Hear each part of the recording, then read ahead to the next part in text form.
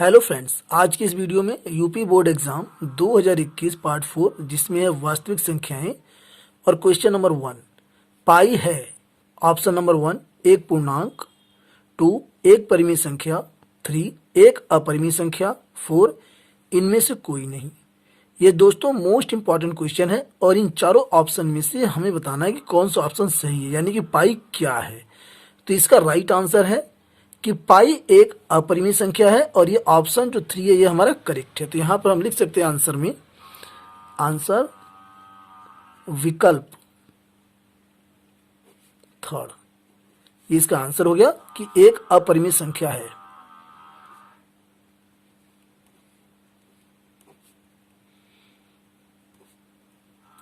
क्योंकि इसका दशमलव प्रसार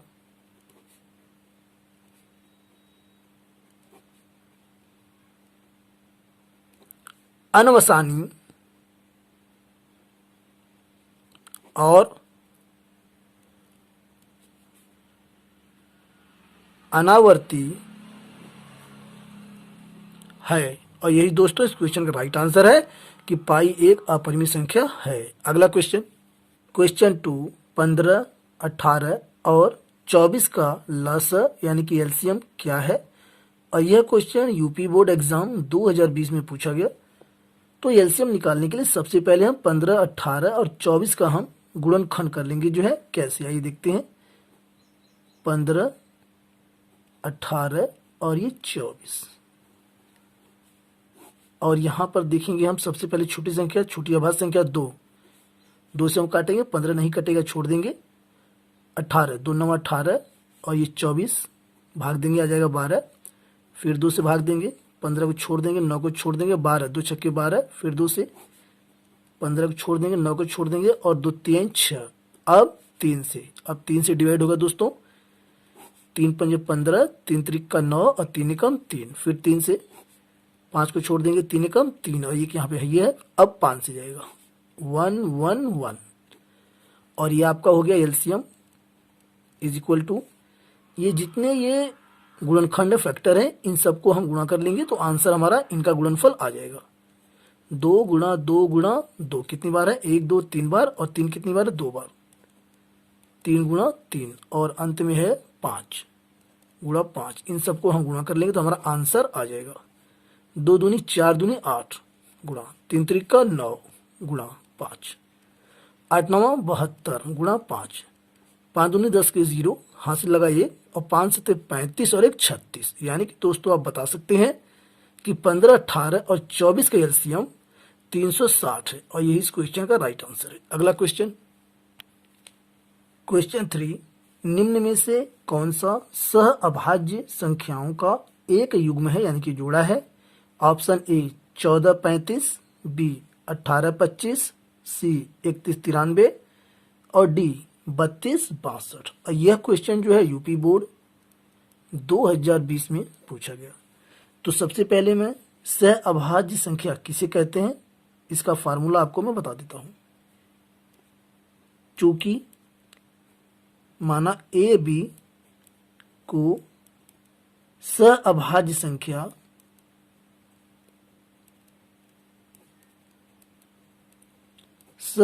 संख्या कहा जाता है यदि इनका एचसीएफ 1 होता है। इसे आप दूसरे शब्दों में कह सकते हैं कि जब दो संख्याओं का एचसीएफ केवल और केवल 1 होता है, यानी कि मास है, तब जो है दोनों संख्याएं सह अभाज्य संख्याएं होती हैं। आइए चेक करते हैं ऑप्शन को। 14 35 ये दोनों संख्याएं 7 से विभाजित हो रही हैं, इसलिए यह सभाज्य संख्या नहीं है, इसको कट कर देते हैं। बी 18 25 ये दोनों संख्याएं एक के अलावा किसी भी संख्या से विभाजित नहीं हो रही हैं, यानी कि इनका जो एचसीएफ है वह 1, यानी कि यही ऑप्शन हमारा करेक्ट है 18 25। सी को चेक करते हैं 31 93 31 जो है स्वयं 31 से कट रहा है और 31 जो है 93 को भी काट रहा है, इसलिए जो ये भी कट कर देते हैं। डी 32 62 दोनों संख्याएं 2 से विभाजित हैं, इसलिए ये भी कट कर देते हैं। यानी कि आप कह सकते हैं कि ऑप्शन बी 18 25 यह दोनों ही सहअभाज्य संख्याएं हैं। आंसर में आपका हो जाएगा आंसर विकल्प बी 18 25 और यही आपका जो है राइट आंसर है। अगला क्वेश्चन,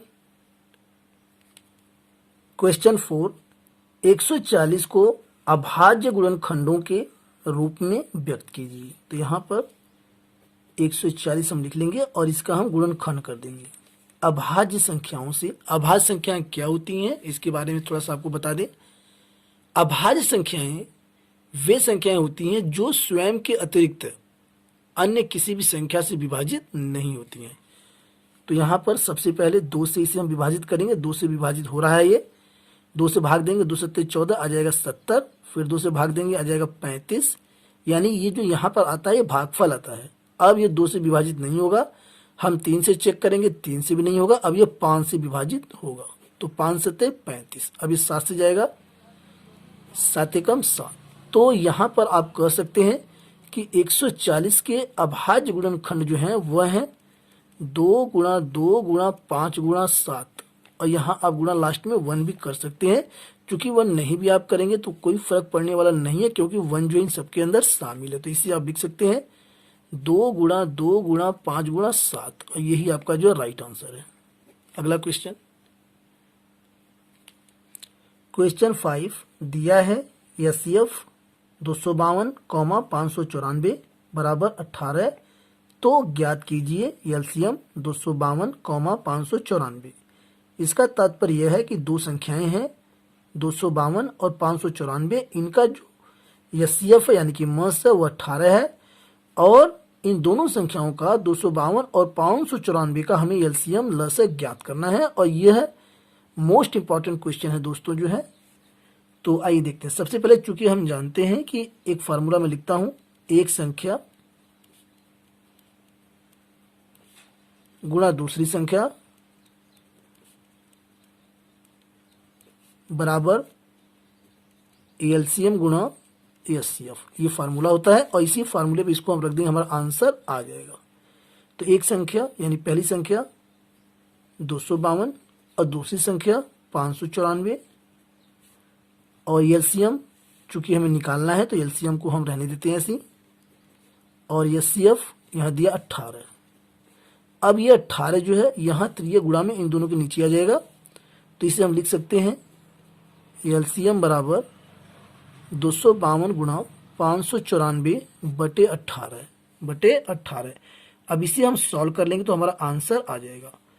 18 से हम 252 को काट देंगे तो यहाँ पर आ जाएगा 14 और 14 और 594 को हम गुणा करेंगे तो हमारा आंसर आ जाएगा 8316। और यही दोस्तों इस क्वेश्चन का राइट आंसर है कि एलसीएम जो है 8316 है। अगला क्वेश्चन, क्वेश्चन 6 संख्याओं 1656 और 4025 का मस यूक्लिड विभाजन प्रमेयिका द्वारा ज्ञात कीजिए। और यह प्रश्न यूपी बोर्ड एग्जाम 2020 में पूछा गया।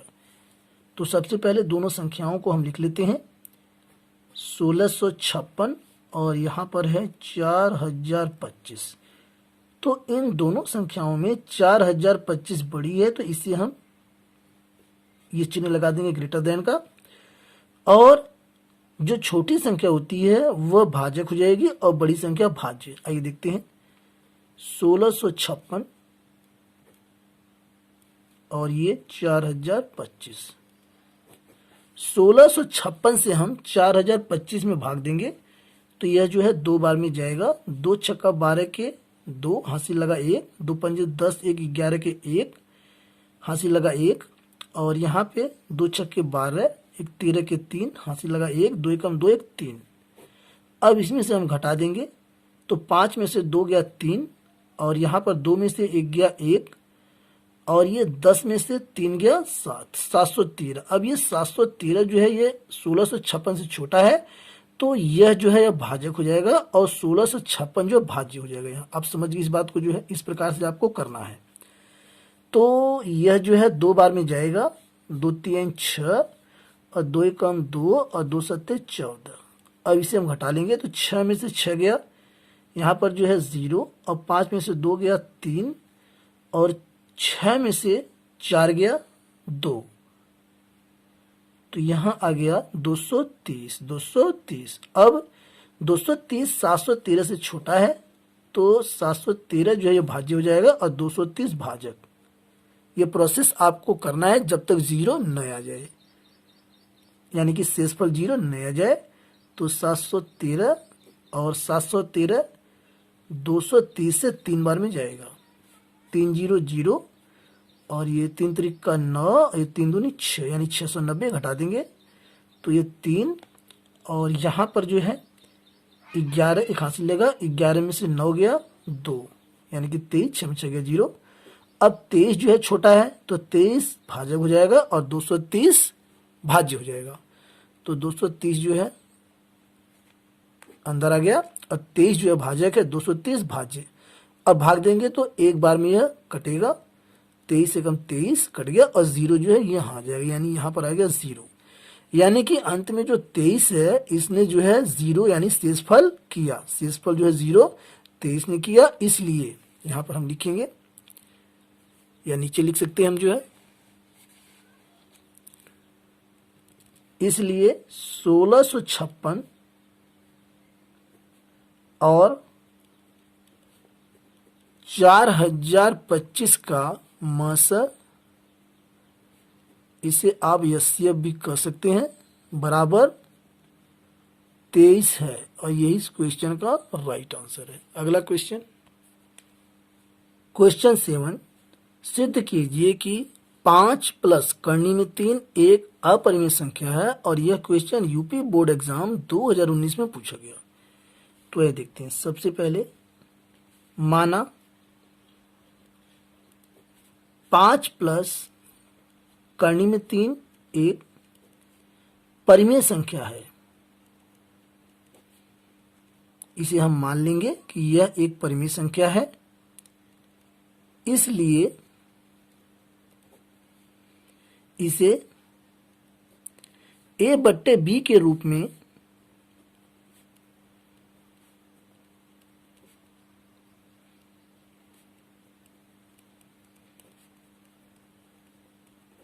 लिख सकते हैं।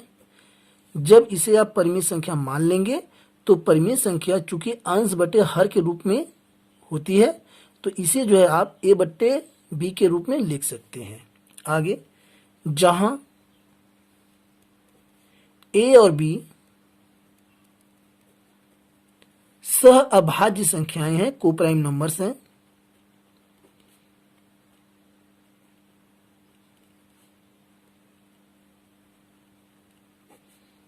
सह अभाज्य संख्याएं हैं, और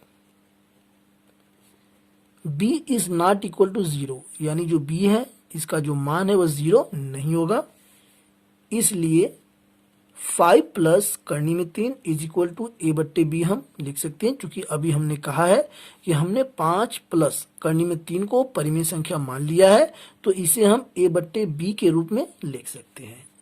अब 5 का हम पक्षांतर करेंगे तो यह हो जाएगा a बट्टे b माइनस 5 बराबर करनी में 3, जहां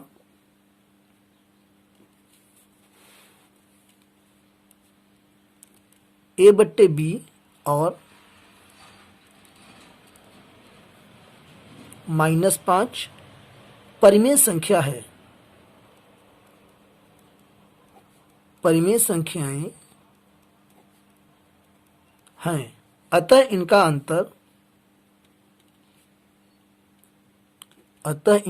अंतर भी परिमेय संख्या होगा।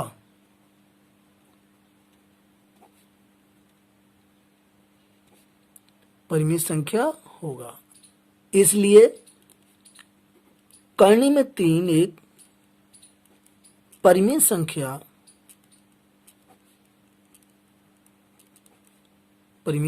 है, परंतु इससे इस तथ्य का का विरोधाभास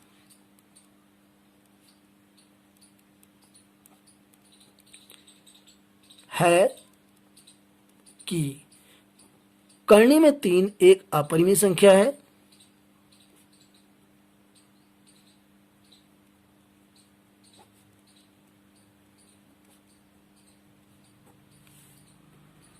इसलिए हमारी कल्पना गलत है। जो हमने माना था, हमारी कल्पना गलत है। अतः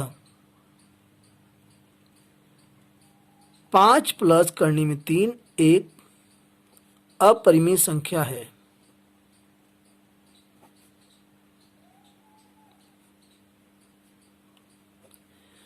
और ये अंत में प्रूव्ड, इसे आप इति सिद्धम भी लिख सकते हैं।